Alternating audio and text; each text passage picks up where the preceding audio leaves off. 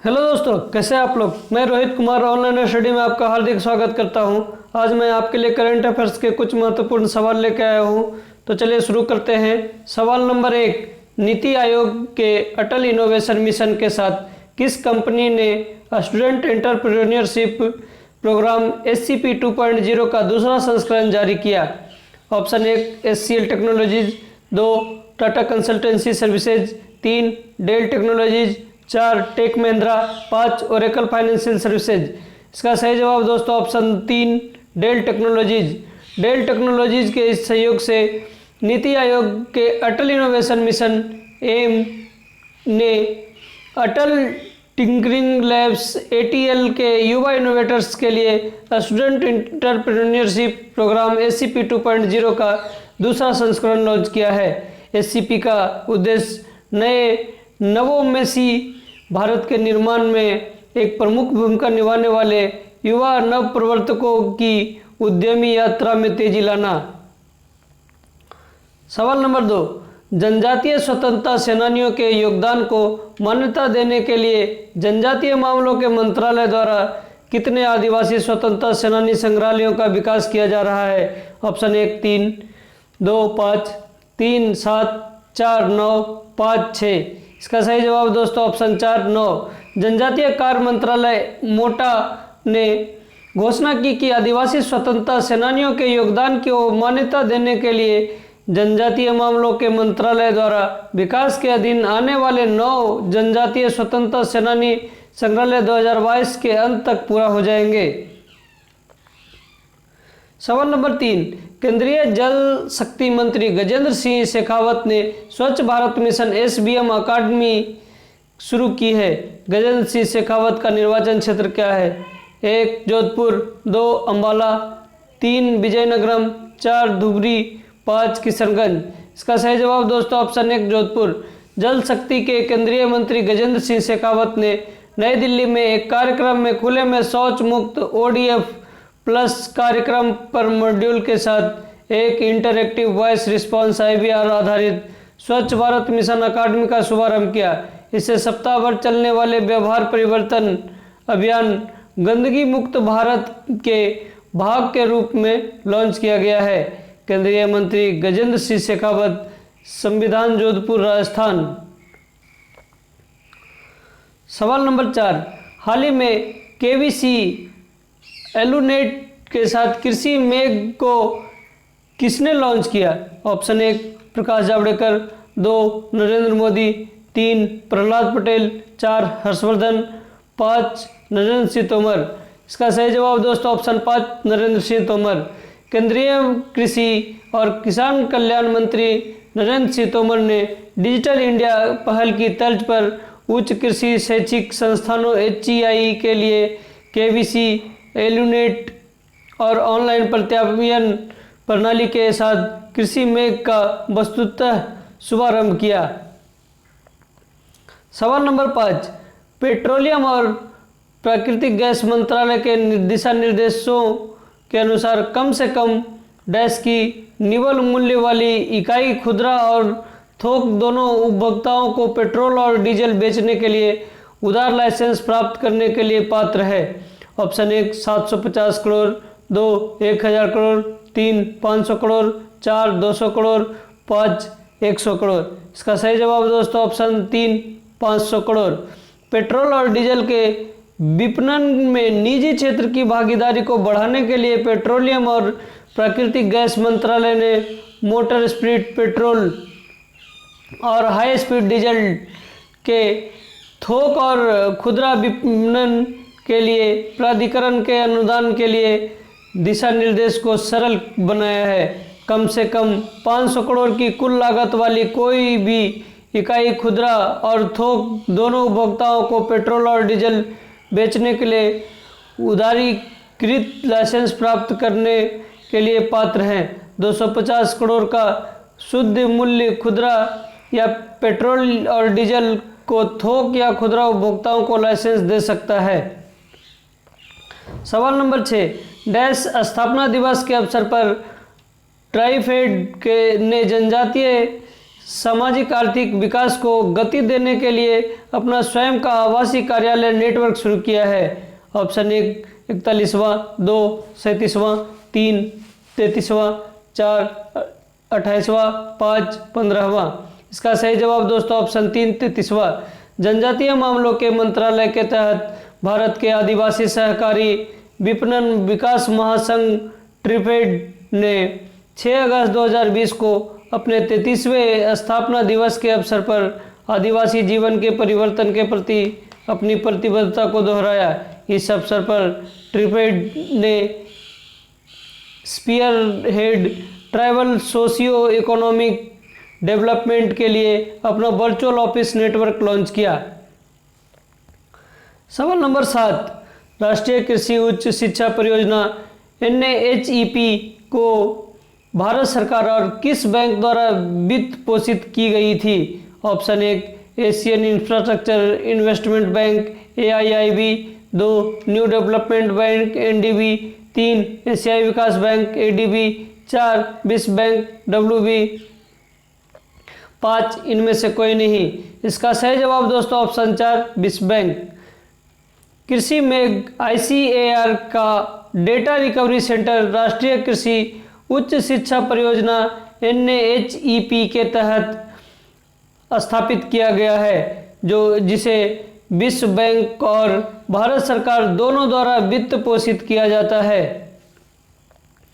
सवाल नंबर 8, कृषि मेघ ICAR का डेटा रिकवरी सेंटर किस देश के राष्ट्रीय कृषि अनुसंधान प्रबंधन अकादमी NAARM में स्थापित किया गया है? ऑप्शन 1 बेंगलुरु, 2 चेन्नई, 3 हैदराबाद, 4 नोएडा, 5 मुंबई।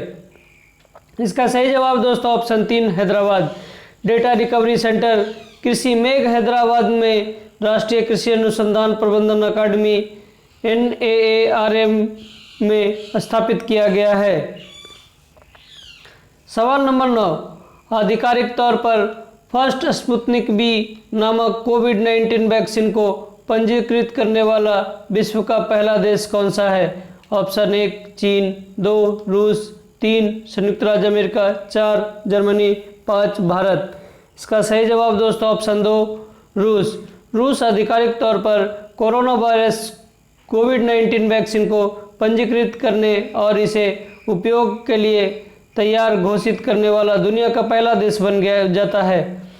दुनिया के पहले उपग्रह स्पुतनिक के बाद स्पुतनिक V नाम के तहत विदेशी बाजारों में वैक्सीन का विपणन किया जाएगा। वैक्सीन को Gamaleya Research Institute of Epidemiology and Microbiology और रूसी रक्षा मंत्रालय द्वारा संयुक्त रूप से विकसित किया गया है।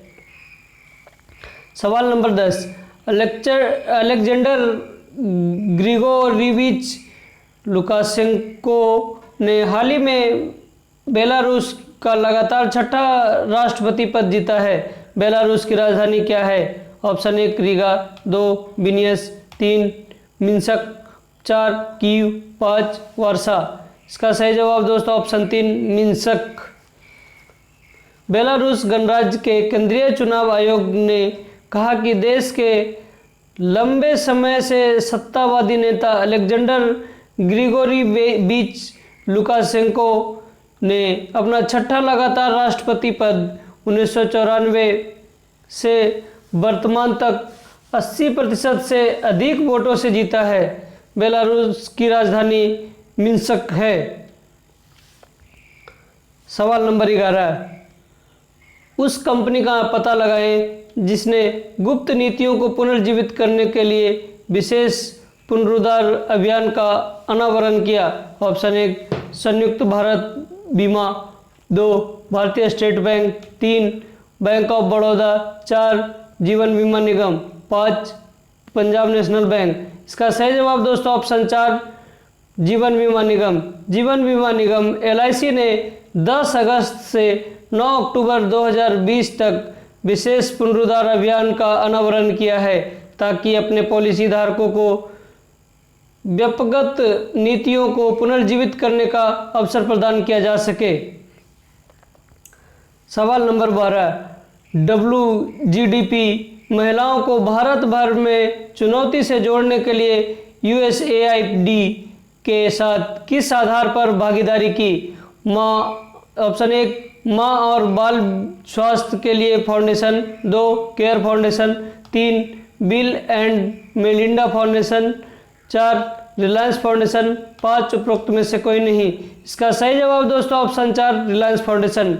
महिलाओं की वैश्विक विकास और समृद्धि WGDP पहल के तहत US industries for international development USAID और रिलायंस इंडस्ट्रीज लिमिटेड की शाखा रिलायंस फाउंडेशन ने भारत में लैंगिक डिजिटल विभाजन को पाटने के लिए भागीदारी की है। साझेदारी के माध्यम से वे 2020 में पूरे भारत में WGDP महिला कनेक्ट चैलेंज WCC का शुभारंभ करेंगे।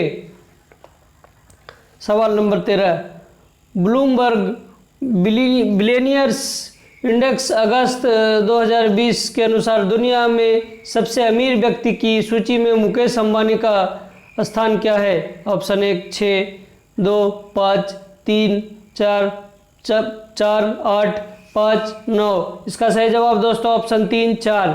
रिलायंस इंडस्ट्रीज के अध्यक्ष और प्रबंध निदेशक मुकेश अंबानी ने दुनिया के चौथे सबसे अमीर व्यक्ति बनने के लिए LVMH, मोएट हेनेसी, लुई वुइटन के अध्यक्ष और मुख्य कार्यकारी अधिकारी बर्नार्ड अर्नोल्ट को पीछे छोड़ दिया।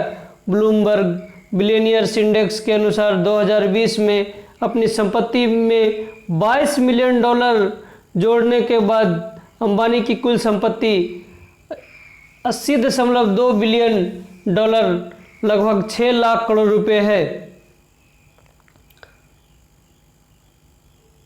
सवाल नंबर 14, विश्व स्तरीय कौशल विकास संस्थान स्थापित करने के लिए किस राज्य ने राष्ट्रीय कौशल विकास निगम NSDC के साथ एक समझौता ज्ञापन पर हस्ताक्षर किए हैं? ऑप्शन 1 गोवा, 2 गुजरात, 3 महाराष्ट्र, 4 हरियाणा, 5 पंजाब।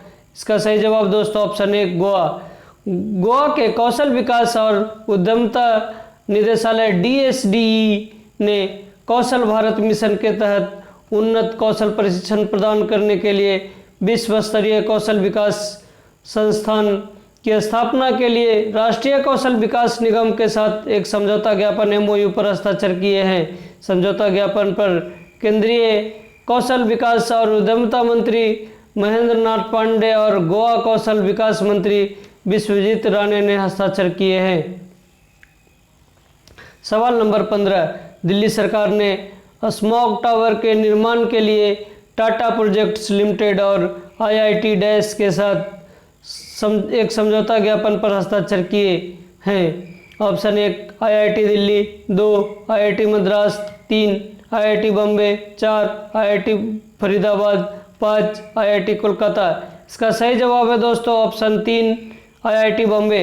दिल्ली सरकार ने सुप्रीम कोर्ट के आदेशों के बाद कनॉट प्लेस नई दिल्ली में 20 मीटर ऊंचे स्मॉग टावर के निर्माण के लिए भारतीय प्रौद्योगिकी संस्थान IIT बॉम्बे और टाटा प्रोजेक्ट्स लिमिटेड के साथ एक समझौता ज्ञापन पर हस्ताक्षर किए हैं। MOU के अनुसार स्मॉग टावर 10 महीने में पूरा हो जाएगा। इस परियोजना पर लगभग 19 करोड़ रुपए खर्च होने की उम्मीद है। धन्यवाद दोस्तों। अगर आपको ये वीडियो अच्छा लगा तो चैनल को लाइक करें, शेयर करें, कमेंट करें, सब्सक्राइब करें और बेल आइकन दबाएं ताकि हमारे आने वाले वीडियो का नोटिफिकेशन आपको सबसे पहले मिले।